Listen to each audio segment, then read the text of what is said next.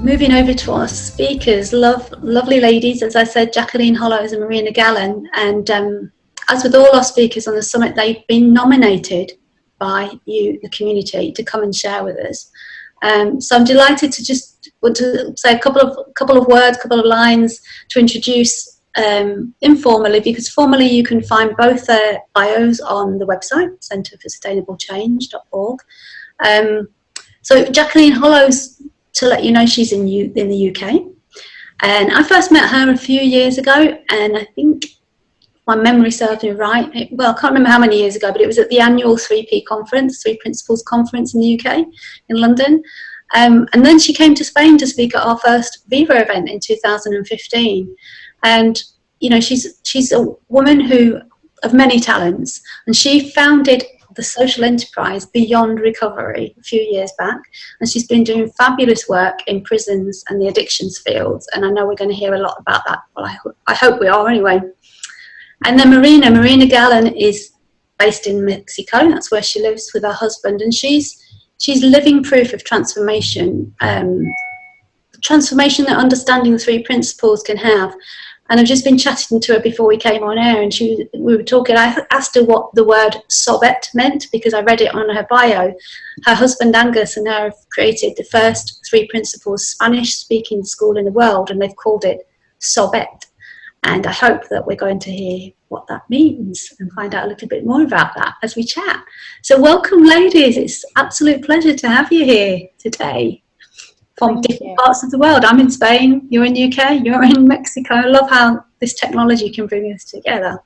It's amazing. So who would like to go first? Can't say ladies first today, can I? So who wants to kick off? And I just really, my first question is, to get the ball rolling, is just to give us a brief introduction of who you are, how you came to, to the three principles, how the three principles found you, and really, how you have been you don't know how you've been nominated, but why you're here on the Telesummit today. So I think Marina should go first. Okay. I was going to say you, Jacqueline. Come on. Don't fight, ladies. Okay. The principles found me back in 2011, I think it was, when me and my husband suddenly started questioning what happiness was. And we started looking for people who were well versed in the subject, and we went to study with them everywhere. We could find people that knew about this. And you know how it is, and one teacher takes you to the next and the next and the next, and suddenly the principles were there. And they have been an absolute before and after.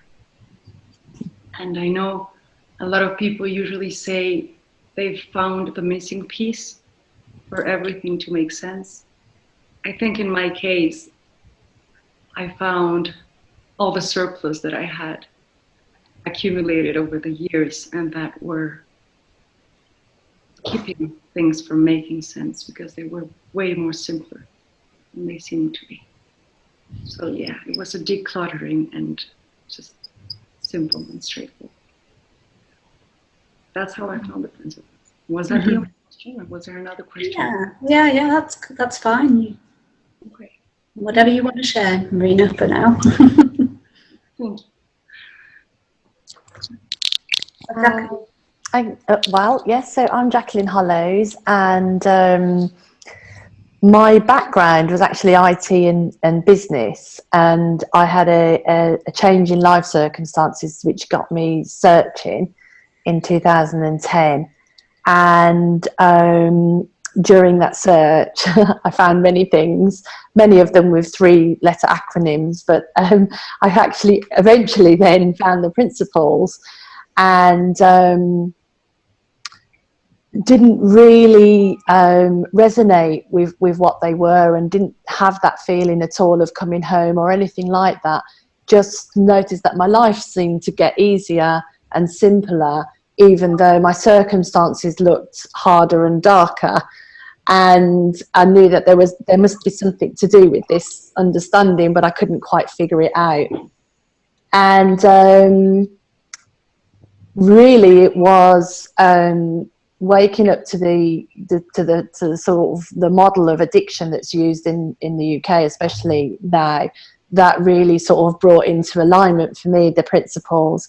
When I started, I'd met someone who had overcome addictions, and I started researching for myself. I just became very, very intrigued and intuitively thought that the model was wrong, that people can't be diseased and forever in recovery, that somehow there was something wrong with this picture.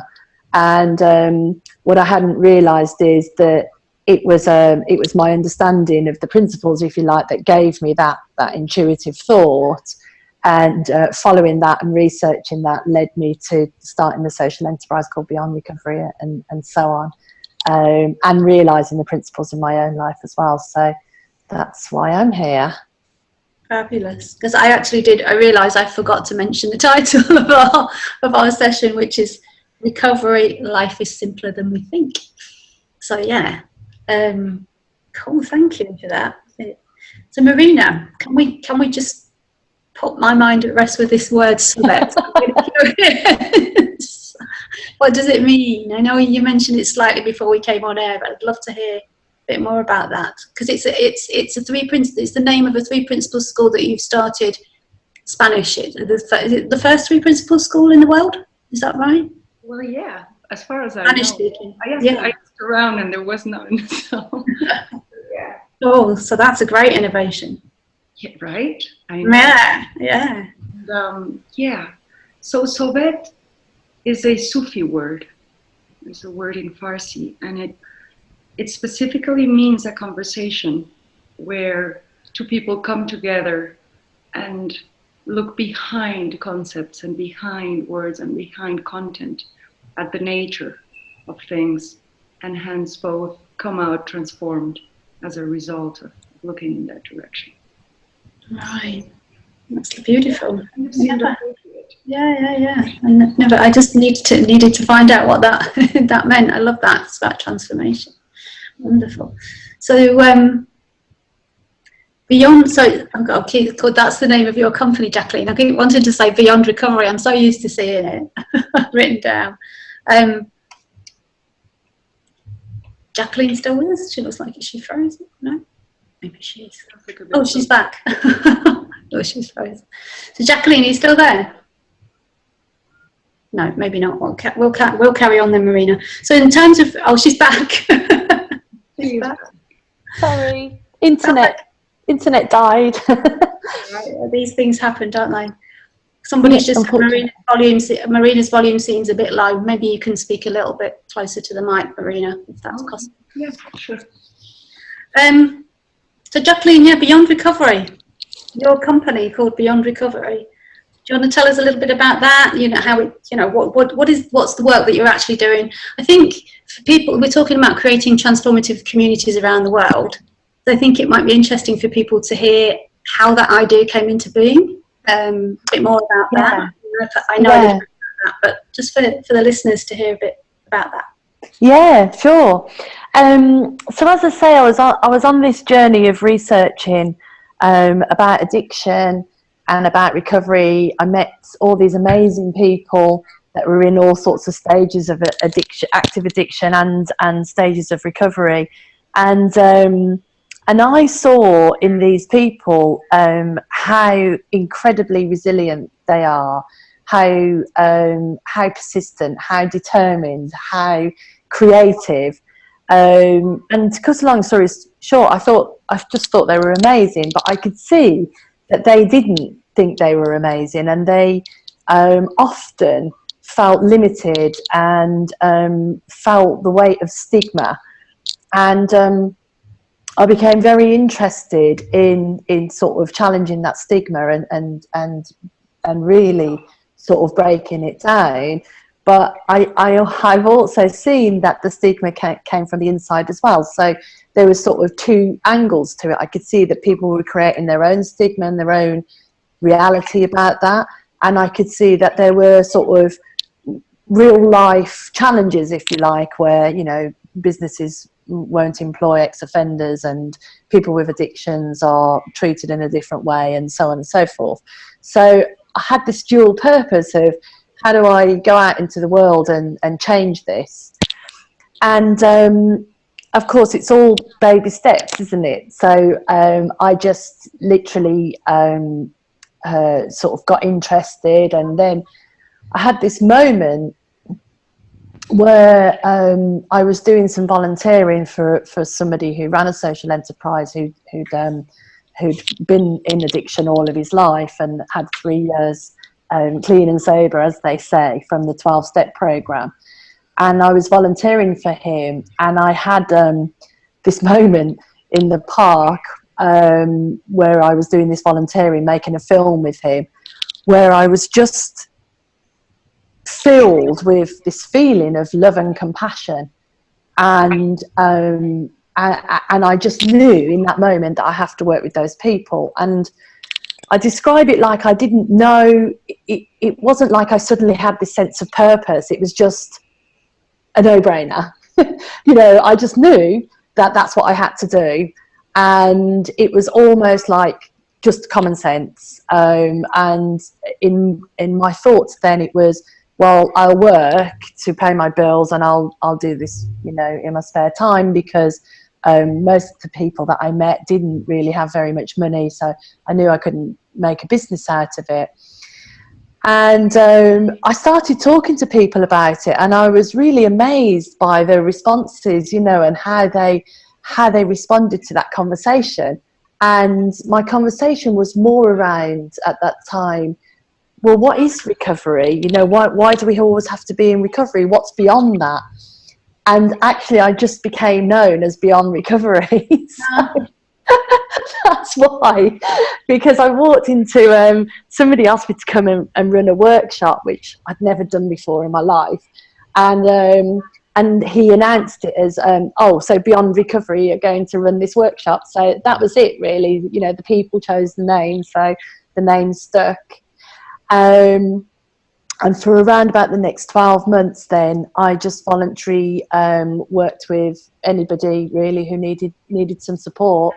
When I'm talking to commissioners, I call it my pilot year, but it was really just a case of anybody who came along, I just shared this conversation with them and saw, you know, how they were seeing things for themselves, and I became less and less involved in my own way, and just allowing them the space, and you know, had some amazing conversations with people. And eventually that led me to think about how I might, you know, how would I go about setting this up as a company, as a business.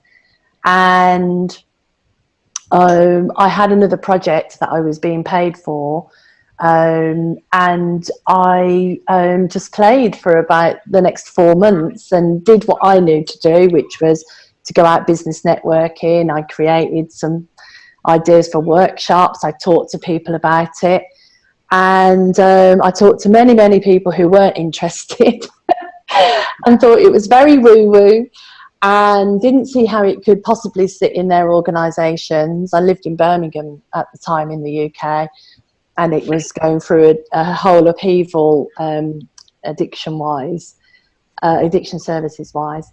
And I got introduced to a services manager of substance misuse in one of the prisons that I work in, and had a conversation with him, and he saw something in it, and he very kindly then said, well, perhaps we could run a pilot.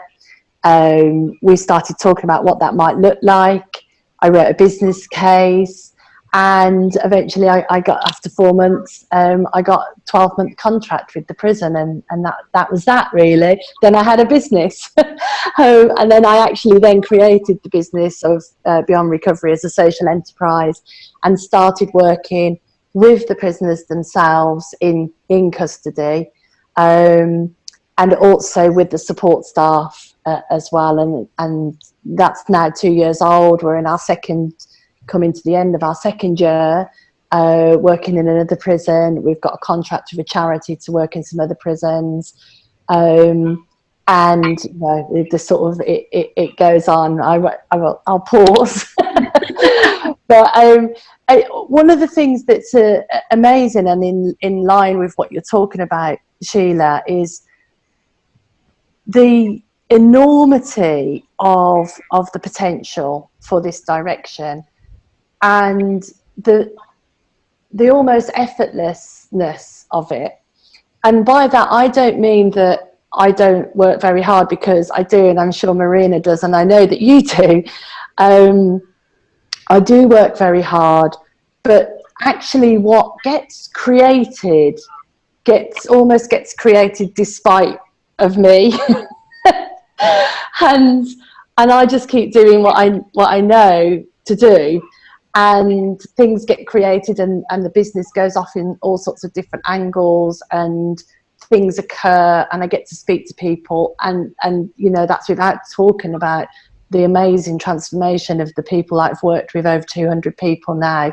That I see the potential for global change, basically, when you look in this direction, because it becomes more and more about the creative resiliency of human beings and what's possible, and less about business and rules and having to fit into things.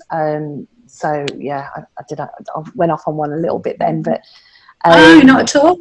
I get very excited about it, because one final little thing there is, the men that I work with have, I always say that I have like the ability to open the door a little tiny crack, and they have the ability to smash the door down, because they're men that can go out and work with youngsters and stop them from getting into gangs. They can help people understand addiction and understand drug taking and understand feelings. They're people that can really, really impact their own communities and other communities, and they have a passion and a drive for it, and they've been there, so they know, you know, they're relatable. So I find that very, very exciting to see, you know, what next when these people get released. I'm not surprised you feel excited about it. I feel excited listening to you about it. It's fantastic. I mean, it's very inspirational, Jacqueline, what you've been talking about, and mostly, I think, because what you know, the beginning of your story was you weren't even looking for this. This happened.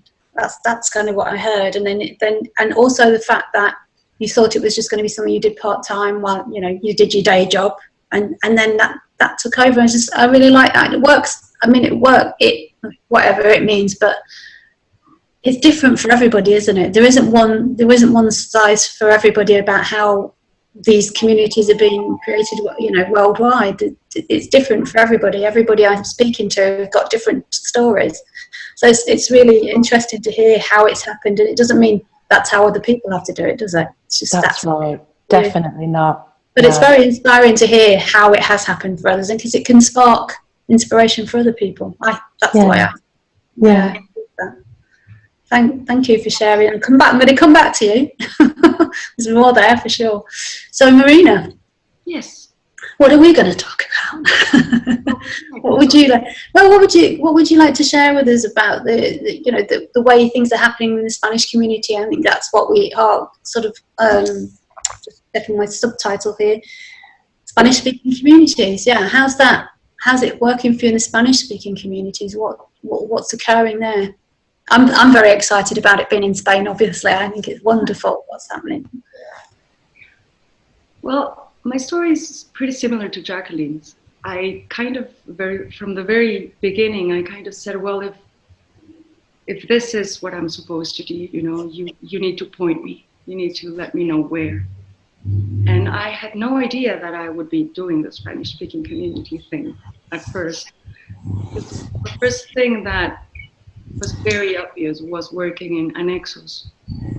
Annexos are very personal, community organized centers where they deal with addictions, and they cannot afford a professional. They cannot afford psychologists or psychiatrists or anything. So the community pretty much just build a warehouse, huge warehouse, throws in a few bunk beds, and they invite the community to bring the people that have addictions in there, and they are usually locked up for 3 months, mostly against their will, in the most horrible conditions. And people that run them are the same people that have gone through them.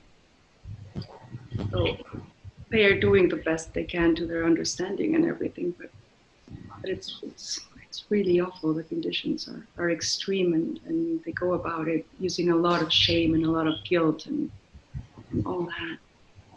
But then after that, because life happens in mysterious ways, we ended up going into schools, secondary schools in very, very challenged communities around the area. And working, with kids that what they look up to is the gang member, and what they look up to is the drug lord, and what they look up to is all this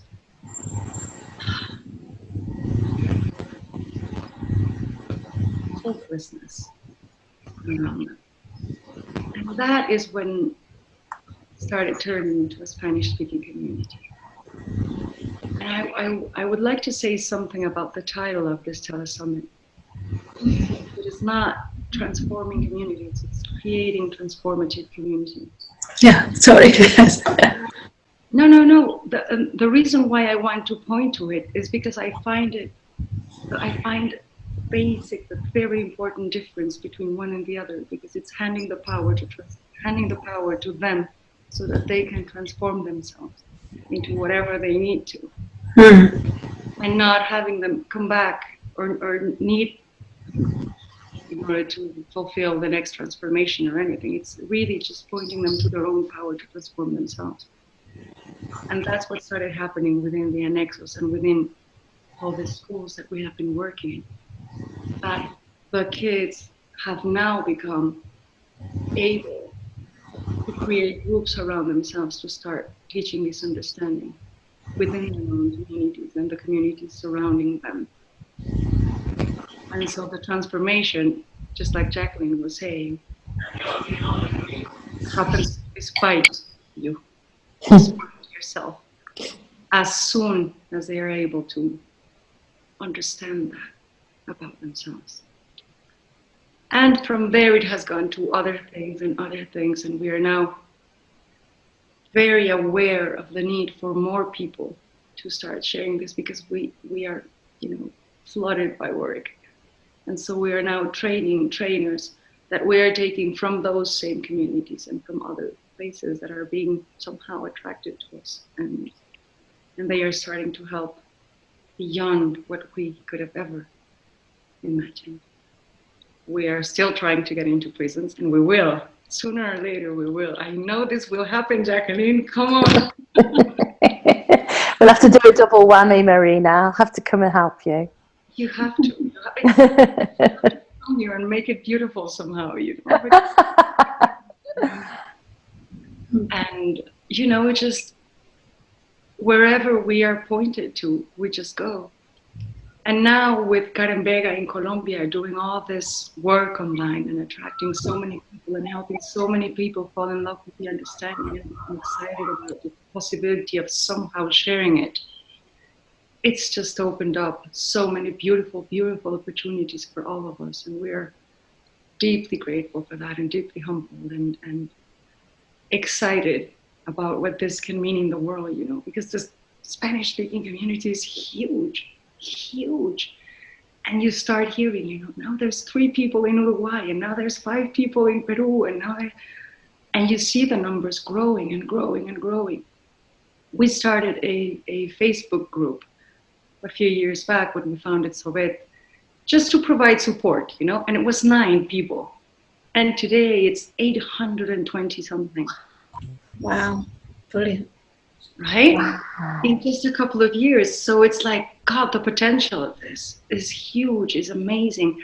And as long as you just keep pointing to themselves, like turning the eyes back to themselves, the spotlight is in you, by God, it's just exponential. It's unbelievably amazing. And I really need to thank Jacqueline for the inspiration that she has been within my own path. So, You know, Marina, it's so amazing to hear you say that because I still find it astonishing how powerful and transformative this understanding can be when people realise it. It's, you know, on a daily basis, I'm in awe of what happens. You know, and I sit in a room full of people that start off gnarly and, you know, a little bit sort of suspicious and everything else, and then, you know, 2.5 days later can be sitting in that same room full of love and compassion and generosity and beauty, and it blows me away every single time.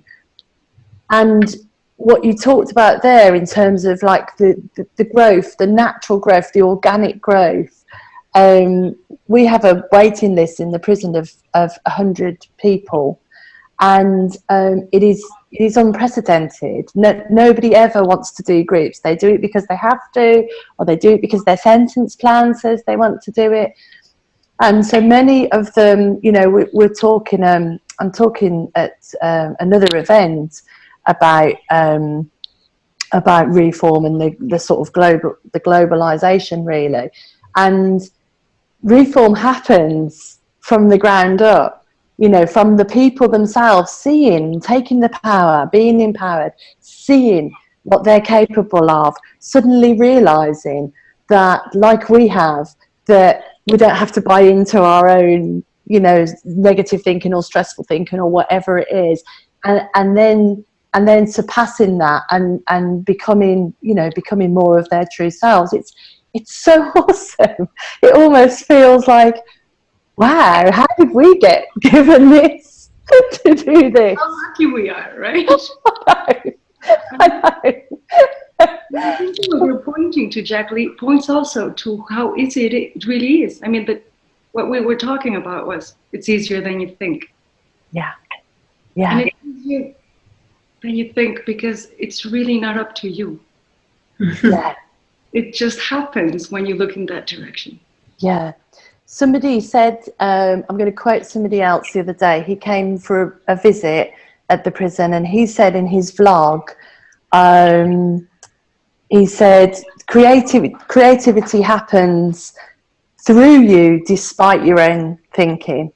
And that's so true. You know, businesses get created, communities get created, things happen despite whatever's going on for you, and regardless to what you think about it or not, whether you're motivated or not, whether you've got a good idea that day or not, you know, whatever's going on for you, whether you feel that you've got no self-esteem that day or not, whatever's going on, it doesn't really matter. And it is always, always, always about just doing that one thing that's in front of you, that step, because you get shown, don't you? In the same way that you've described it there, you started looking there, but these other things happened, and then these other things happened. Same for me. You know, I had these like ideas that, oh, well, in year 2, I'll have 2 prisons, and then I'll have 5, and then I'll do this, and then I'll do that. And that's really totally made up. And so long as I don't get too attached to that idea and that vision, and I get to see these other things that happen on the side, like, oh, you know, now tomorrow I'm doing a big presentation to the county council because they've become interested in what's going on in the prison, which was never on my agenda. Speaking, you know, public speaking was never part of my plan. It was something I was completely terrified about, you know, and so on. And you just have to keep taking those baby steps. And actually, the creating community part happens on its own, because there's a natural thing about community, isn't it? We all as humans want community, and that just occurs without us sort of messing about with it, when people really wake up to their selves and to the true nature of themselves and how life works. And as the title says, it's way simpler than we think it is. Even now, it's simpler than I think it is, because I have a tendency to complicate and sort of make more of things, when really it's just happening moment by moment by moment. Exactly. I agree. So recovery is not really a doing. Yeah. That's true. That's true. And then allowing. So it's way simpler.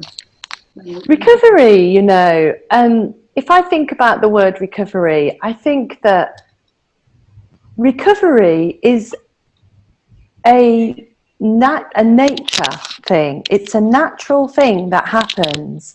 The body, the psychological system, nature, everything has this innate ability to fix itself, to recover, or to grow from what it is. So if you chop a branch off a tree, it grows elsewhere, doesn't it? If you nip the bud off a flower, it branches out elsewhere. So recovery just occurs, it just happens. And when we talk about recovery, I never talk about recovery to backwards, you know, to recover what you were before. It's recovery to something. We don't know what it is, because what's been has been. It's where you're at now, and you are already recovered. Everyone is recovered. No one needs fixing. We're already absolutely perfect as we are now. We just don't see that through that lens of thinking that tells us otherwise. And so it's a sort of a bit of a misnomer, isn't it, recovery, because it's automatic, like, already. So I guess that's why beyond recovery as well. I love it in group, actually, when the men say, somebody will say, why is it called beyond recovery? And then somebody else who maybe has been in the group before will give their answer. And I always let them answer, because they always come up with these amazing things as to why it's called beyond recovery, which is just their interpretation of it. And it's always perfect. Always perfect. Great. Beautiful. Love that. I'm going to play devil's advocate for a second. No questions are coming in, so I'm the question master. So you're talking about things just happen and it's really easy, and these are my words, like it flows and there was no looking, it was effortless and all that. And then I see people on Facebook, I speak to people and they say, you know, they're having real difficulty getting into places, getting into communities they want to work, people they want to work with and that sort of thing. So what would you ladies say to them? I'll go while Marina thinks. To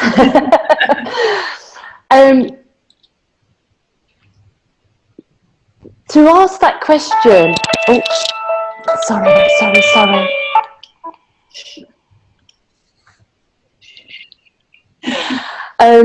To ask that question indicates that we think that there shouldn't be refusals or difficulties. It's to sort of assume that everything flows, and by everything flows, it's to assume that everything is good and everything goes the way you want it to. For me, when I say that everything flows, what I really mean is that it just flows the way it flows, and you have to go with it. I've found it difficult. I've had bids turned down, more bids turned down than I've got. I tried to get into all the addiction services in Birmingham. None of them took me. I've found I'll let you. Right, sorry, I was having. Excuse me one moment. Sorry. This is live, folks. It's live. Yes. I've had more rejections and more refusals than I've had acceptances. But the thing is that I never saw them as not being part of the deal. So, you know, so what? In 1 week where I had 2 bids turned down and where I really thought I was, you know, sort of guaranteed at least one, I had some disappointment. So what? It's part of the deal. So it's, the flow to me is just that life flows, you keep following the flow, and at some point you see something that works, and that's it. And don't assume that difficulty isn't part of it, or being turned down isn't part of it. Just got to keep going. That would be what I would say. Thank you. What I would say would be, that is because we tend to judge results on what we are expecting and not on what is really happening. So the way I see it, there is first what Jacqueline was saying, the way I believe things should be happening. And if we don't see that, then we believe they are not happening. But they are happening. Everything is still happening. You just have to, look outside. Life is still happening. Maybe not in the terms that your judgment would allow you to see that they are happening, but they are happening. So it's this integration of what I want to happen and what is actually happening. So when you start, changing your view and you stop looking at what is actually being accomplished according to you versus what can I notice from what is actually happening, then you see that things are definitely happening. Oh yeah, things are always happening, that's for sure. Yeah. It all becomes part of the process. It all becomes part of the result. It all becomes part of the path and the learning and the expansion of consciousness around it. And hence, part of the transformation. There'd be no other way. Beautiful. See, isn't that interesting? You've got slightly different answers. In that's the thing. There's no right way or wrong way, is there? I'm just unpicking a little bit about how you see things and how to help other people see if it works for them. Jacqueline, you're back. Just curious about you mentioned earlier on about bids and funding, so that reminded me about asking you a little bit about that, because I think it's another thing that people are really curious about and interested in how to go about getting funding and get some money for the work that they're doing in community, and whatever it happens to be, if it's addictions or whatever area they want to work in. So can you tell us a little bit about that? I think that would be. If anyone finds out, ask them to let me know. I haven't been massively successful in this, partly because the principles is such a new understanding. I know a lot of people will say that, and they are quite right. So there is a sort of a general. There's a little bit too newness of it. So even people who are, bodies that say they are innovative are sometimes, not willing to look at something so new and with limited evidence. However, I have had some funding, and I think of funding in the same way that I think of winning business. So I don't feel that I should have funding. So I think it's all part of the game of there's a pot of money somewhere, well, I might as well apply for it.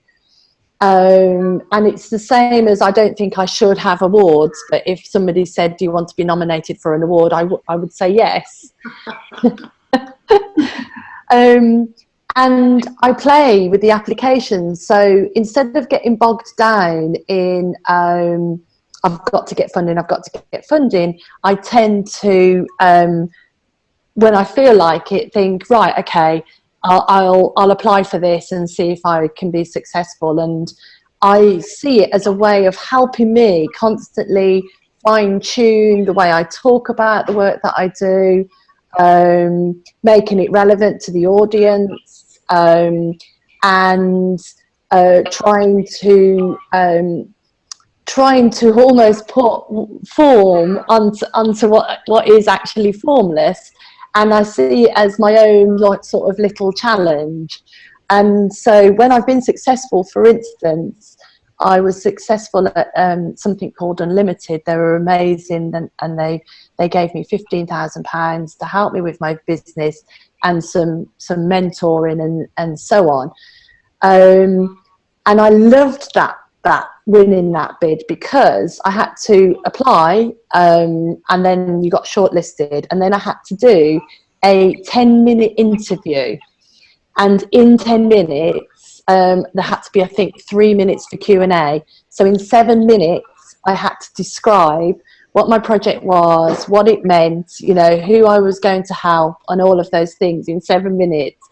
And it was down in London, and I absolutely loved the whole thing of it, because I thought, this is such a challenge, you know, to go and sit with people who have never heard of this before, not sound like some wacky crazy person, you know, actually sound like I've got a reasonable idea of what I'm doing, and present that in 7 minutes and answer any questions that they came up with, and I did, and I won the money, and I was so pleased. But equally, I've done other things where it just hasn't landed, and people haven't sort of gone for it. But I think it's not about it's about two things. It's about, as best as you can, listening to what they want, and about just knowing that, again, it's part of that, putting it out there, trying to see what works, seeing what doesn't work, learning from that, moving on to the next thing, and not being attached to any of it. I was determined to do this work without money, so it was just a bonus to me that somebody would pay me for it. And so I think that gave me a sense of freedom when I was playing with it. In that I was able to say, well, you know, and I'd still do, if I stopped getting funding now, I don't get funding for what I do, I've won a contract, so, you know, they pay me. If that contract came to an end, right now in this moment, I would feel sad if I was told right now in this moment, well, I think I would, we don't know, I'd do it, but it looks like to me that I would feel sad and I would be frustrated, because I feel like I've got a lot more work to do there. But I know that life unfolds the way life unfolds, and I've got nothing to do with it. So I know that there would be something else, or there would be another avenue, or maybe I'd have to change direction or whatever. But whatever would be next, and I don't have to think about that now. So with that sort of sense of no attachment, I mean, you know, it's natural, we get attached, and we start to daydream about what might be. A prison got in touch with me in the south, and there was going to be this massive opportunity, and so on, and that never happened. And of course I had this little fantasy about, we're going to do this, and we're going to do that, and this is what it's going to look like, and yes, there was disappointment when that didn't come off. But other things happened during the course of that actually were the path. And I realised that just by putting all that together, these other things happened, and then I was shown a different direction. So I'm able to overcome disappointment really quickly. I don't think there's any magic wand. I don't, you know, if I had one, I'd give it to you. I think it's just a case of showing your passion, doing your best, listening, and just keep trying, really. Yeah, I love that. Thank you. There actually has somebody sent in a question for both of you, anonymously. So I'm going to read it out. So could both speakers talk a little more about their own experience of engaging mentors or coaches to support them and their enterprises, either through principles or business, now or in the past? What is your feeling about the benefit or not of this kind of support, and what have you found? Maybe Marina wants to go, since you've just been talking, Jacqueline. We'll let Marina use her vocal cords a bit. I'm going to read it again. Okay. Oh, okay. You can see it, yeah. People business now in the past with the feeling of benefit or not of this kind of support, and what happened. Okay. Well, it's a little bit like what Jacqueline was saying about funding. We were not planning on engaging any more coaches or any more mentors around it. So it's really just a bonus. The way I see this is you really need to just look at your roots and your understanding, and everything will come from that. Because if you spend too much time looking at the fruit and how round it is and how bright it is and how beautiful it is, you need the opportunity to look at the roots, which is really where everything is coming from. I don't really have an answer to how it has happened. It just has happened somehow. You talk about it, people get excited about it because that's what happens. And then they come on board with funding, or as mentors, or as coaches, or, as volunteers in social work. But it is all just because they get excited about what you're doing. So it is really about how engaged you are that will get them engaged. That's pretty much it. I don't know if you have something else to say, Jacqueline. May I just interject before you said, because I read that question the opposite way around. I don't know, Jacqueline. Yeah. Well, you go ahead, because I heard it. I thought that the person might be saying, I loved your answer there. Mm-hmm. I thought that the person might be saying about themselves, like, how did I go and get trained, and what sort of mentors do I have or you have? But Marina's answer still stands, because everything comes from there. So there is value in everything, depending on where you're coming from. So I've done a couple of coaching, free principles training things, and I have to say that I've just followed my heart. I've never felt like, I don't feel that anybody has to have structured training. I don't think that anybody has to have a mentor or a coach. I don't think that anybody has to have a degree, for instance. However, if that's what you feel that is a good direction at the moment. So for me, when I started Beyond Recovery, I won the contract with the prison. I knew that I was going to be delivering free principles workshops to prisoners and to staff at the prison, and actually I didn't really feel that I knew what I was doing. So I decided that it would be a really good idea to go and get some professional training, and be around grounded people who really did sort of live from a principles point of view and absolutely deliver that. So to me, that seemed like a good idea, and so that's what I did. I joined the One Thought Professional Institute, and I surrounded myself with mentors who were grounded. But they always then pointed me back to my own wisdom. So it absolutely was the perfect thing for me to do. I noticed that perhaps other people that were on similar training, or even the same training, that maybe had a different understanding of what the training was, didn't get what they wanted.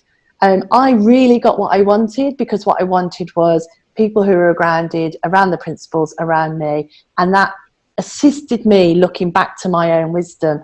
I've been without a mentor for a while, but now just recently I've chosen to have a mentor again. And again, it just came from that feeling of I'm very practical. I'm a very pragmatic person. I don't know if that's coming across, but I generally sort of work at that level. And I really felt like I wanted to have more conversations about the spiritual and sort of get into the feeling of it. So I've chosen a mentor based on that. So it's never a case of having to have a coach or a mentor or a training. It's a case of there's lots of things out there. Choosing something that works for you, that's going to help you, that feels right for you. In the same way, I always put it, in the same way that you would choose a weight loss program. So if you want to lose weight, there are lots of options. You can go to Slimmer's World, and you can do the cabbage diet, and you can go to all these other things. You can do your own version. You can do whatever you want to do. What makes that weight loss program successful isn't any of those things. It's where you're coming from. It's you, and it's what you're feeling and how you're being that makes it successful or not. So it doesn't really matter. But there are those things out there to assist you if you want them, and so it's great to have them. Thank you.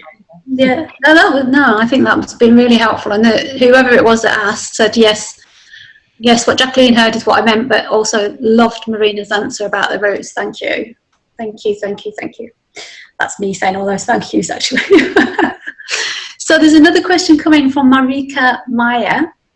Don't know where she is in the world, but she's somewhere.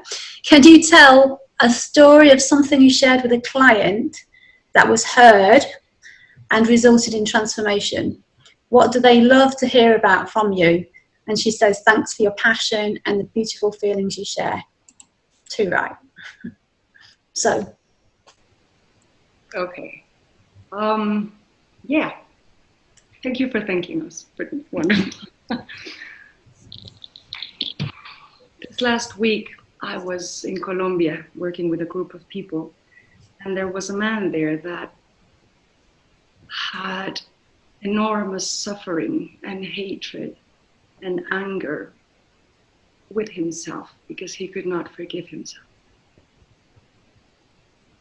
And I had a very simple conversation with him, and where we talked about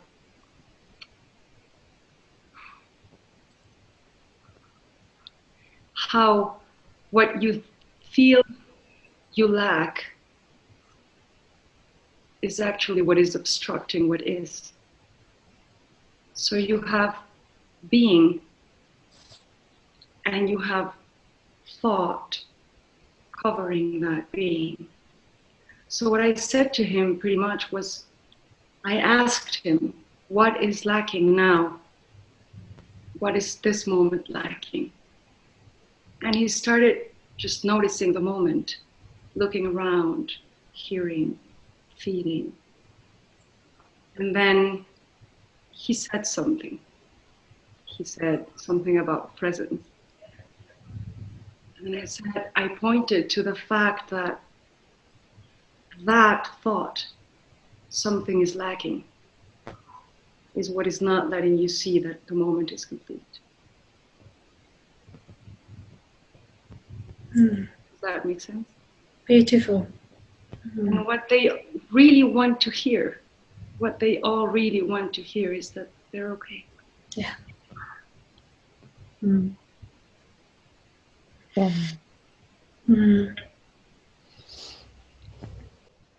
Thank you, Marina. Thank you. Jacqueline, do you have anything you want to share? Can share? I can share. Wow, that's so lovely.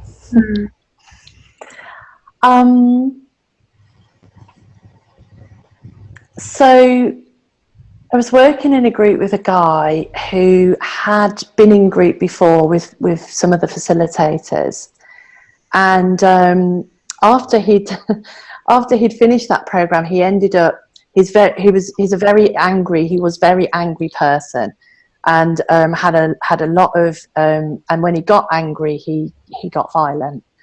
And after that group had finished, he ended up getting into a fight with somebody and getting put down the block, which is like solitary confinement for 28 days.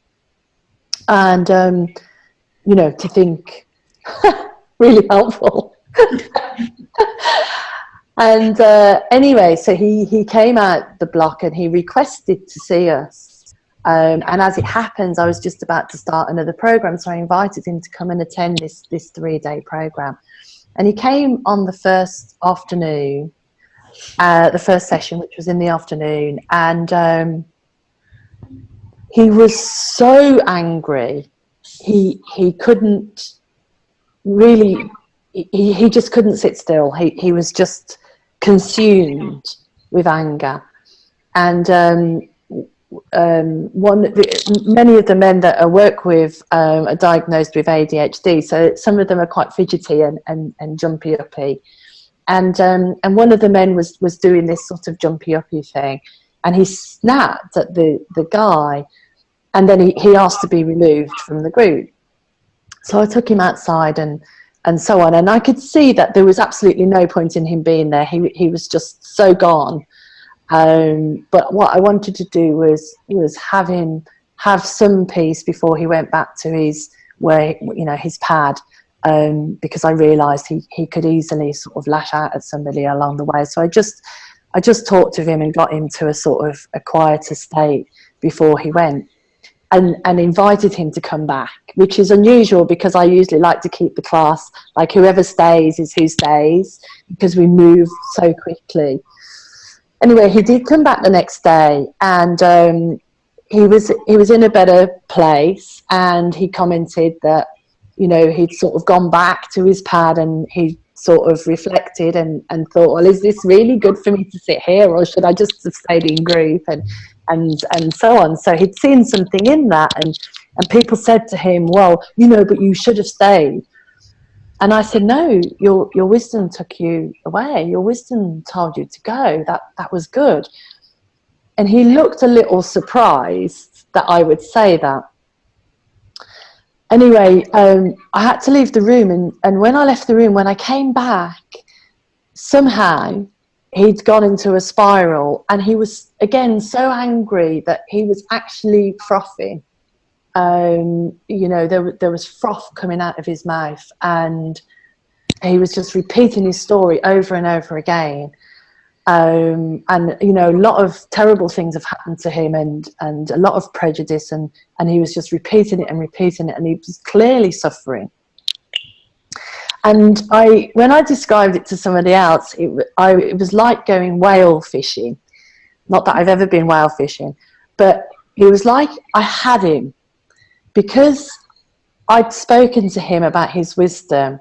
There was like an invisible thread between us that he kept coming back to the conversation, and then he'd go off again, you know, off into the story, off into his anger.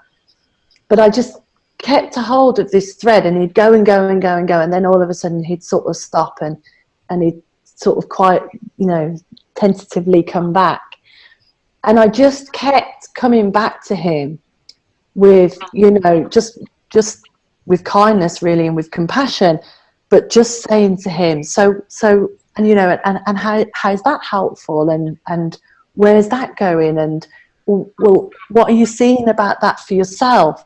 And he'd see something, and then he'd go off again, and then he'd see something, and then he'd go off again. We just played this sort of cat and mouse game for some time. And then he suddenly said, and this is what I always love, because they say things which are totally, like, completely out the blue, that doesn't mean anything to you, but he suddenly said, do I look angry when I'm angry? Do I have a look? And everyone in the room laughed, and they were like, you know, basically, no shit, you know, yeah, you do. He said, I've just realised that I have angry thoughts, and maybe I walk around with an angry, gnarly face. And maybe what's happening is that's what the police are seeing, and that's what the men are seeing on the wing. And so they're responding to the angry face. And they don't know what's going on inside of me. They don't know I'm frightened. They don't know I'm suffering. They're just seeing anger. So I said, well, yeah, that sounds like it could be pointing in the right direction to me. And so, he stayed with that. So he came back, and that afternoon, interestingly, this is good to share this so that people know that it even happens to the best of us. I got into trouble with myself. I got off my grounding. There was somebody else in the room who was constantly sort of barbing, and for whatever reason, I got involved in this conversation, and I got a little bit irritated. And the men who know me saw this, and they were really, really surprised. But what enabled, it was a big learning point for me, and I got myself back together. And what enabled that to happen was I ended up telling them the story of the park that I told you, and why I do the work that I do, and how I love the people that I work with, and how I see that they're whole and well, and that there's nothing to fix. And every single person in that room fell into this beautiful silence and this beautiful space of love and compassion. And the following day, which is the following session, that man who had been so angry that he was foaming was literally transformed. He looked about 10 years younger. He looked like a little boy, a cute face. And he came in and he said, I can't believe what's happened to me. I went onto my wing, which is where they live, and somebody annoyed him at the food counter. And he said, and he looked at that person and he thought, oh, they must be suffering. And he said, and he sort of really surprised himself by the thought. And he said, so I didn't hit them, and I didn't get angry, and I was just so confused, and I didn't know what had happened to me. And then since then, he said, I just keep thinking about how it's possible that I have something else other than this anger inside of me, and that I could maybe share that to the world. And he was so beautiful and so soft and loving. It was totally amazing. So that's lovely. I love that story. Thank you. Could you just imagining visually, his face changing, and there's a few aha moments in that story for sure. Well, I don't know, how are you ladies doing for time? I mean, normally I would say it's time to start wrapping up now, but there's a couple of questions still to go. What do you want? Are you okay to stay for an extra 5 minutes or something? Yeah, both of you, sure. You can go an extra 5 minutes. So Trev in the UK, he's asking, how would you approach a Gamblers Anonymous Facebook group? He's a member and reads their relapses and fails and wants to share this understanding. He says it can be a bit cliquey and defensive to the AAGA way. I don't know. Oh yeah, GA, but Gamblers Anonymous, weren't it? So I don't know what GA means, but yeah. Go, Jacqueline. Go. I can definitely answer that one.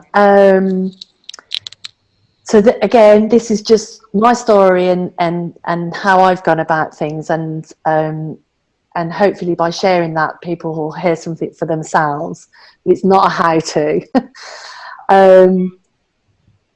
I found trying to get into any of the 12-step programs very, very difficult. So difficult that I decided it wasn't worth doing. So I don't approach 12 steps, whether it's 12-step clinics, whether it's 12 steps groups, whatever it is. I also I don't put them down either. So many of my clients do both. They do the principles and the 12 steps, and many of them also come to the realization that they no longer need the steps, but many like the social aspect and so on. So it's a bit like what's prevalent in the interventions at the prison is something called a CBT program, a cognitive behavioural therapy program. I don't go up against cognitive behavioural therapy or sex offenders treatment program or 12 steps or anything else, and I don't try to infiltrate them, because I find that when people have got their own thing, and this is a good thing about selling as well. When people have got their own thing, they think it's the thing that's going to change the world. And many businesses have heard all of that before. Like, many people sit in front of them going, I've got the thing that's going to change everything. Rather than go up against that, I've just decided sort of to carve my own way and say, this is not an either or. It's not exclusive. You can do both. You can do any of those other treatments. Knowing that when people see the truth, they'll take what they need from other programs, and I don't have to sort of get involved with them or run side by side with them, but other people may have more luck than me. Thank you. That makes a lot of sense to me. You're not trying to push your way in or put anybody down. Yeah, that's not helpful in the first place, is it? Cool. Thank you. I think Marina has some experience. I'd love to say something. First, I completely agree with you, Jacqueline. Don't go against anything. You know, there's this mathematic theoretician that says that the worst way to bring down a system is to go against it. You just build a new system that is better and that is obviously a better option, and then the change happens naturally and organically. But I would say to you, Trev, two things. First, because you are not saying that this is an AAGA group. You're saying it's just it is a Gamblers Anonymous. Okay. So what I would suggest is listen to your wisdom. If at any point there is a way to intervene that can allow you to point them to their own wisdom in any response, well, go for it. Go for it and do that. If in any of the stories they are telling, you can actually identify their wisdom speaking to them, try to point to that. That's all I would say. Lovely. That makes a lot of sense to me too. Helping people see that they've got their own answers inside. Because their wisdom is acting all the time. They just don't know it is their wisdom acting. And if you have clarity around the moment where their wisdom kicked in and, you know, pointed them in a direction, you have the ability to point that moment out clearly. By all means, do it. Lovely. That's why it's great to have two speakers on, because we've got 2 points of view. There's no right answers, no wrong answer. It's just, you know, we're sharing, aren't we? There's one last question. Are we going to take this one, ladies? Yeah. Anthony Smith, Tony Smith, I think I know, met him recently. Could you ask how they help people that have been entrenched in AA with the principles? E.g., for example, they have relapsed but are scared to not go to AA. It's an interesting question. Yeah.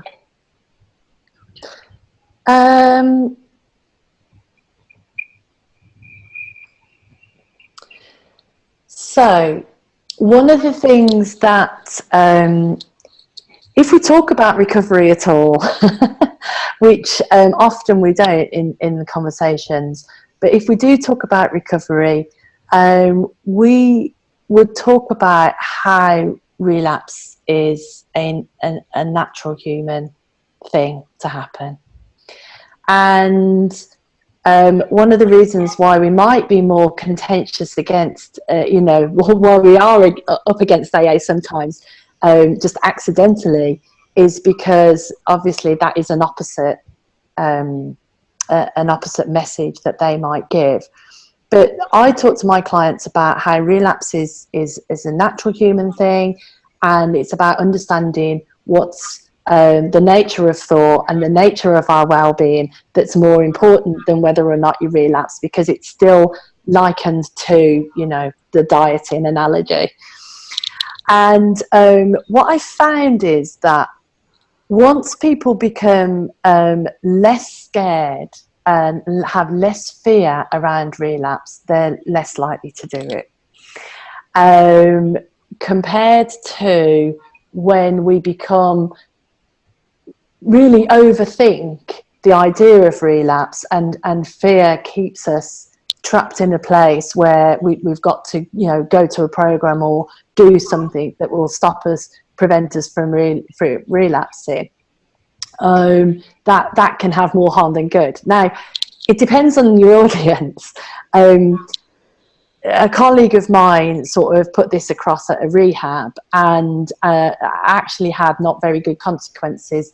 One of the people there was very vulnerable, was really sort of thought that what my colleague was saying is that it was okay for her to go and sort of take heroin and so on. And she found that very scary as somebody who was in the very early stages of recovery. So it always depends on who's in front of you as to what's going to come out of your mouth and what's appropriate and in the moment. But in general, that would be my viewpoint. And then I would tailor that to, well, not tailor it, but, you know, I would be in the moment with whoever's in front of me and talk about it, where they're at with it, you know, what does it mean to them? And relapse is such a general word, whereas it can mean all sorts of things to all sorts of people. So I guess that's my response. Thank you. Do you have anything to add, Marina? No, I don't think so. I think Jacqueline pretty much covered it all. Yeah. Thank you. Well, I appreciate it. This is the first call we've gone over time. Thank you so much. I think it's such a hot topic, and people are very curious. And you know, it's something that's so needed, because there is so much happening in the world, and people are struggling. So thank you, ladies, for being with us today.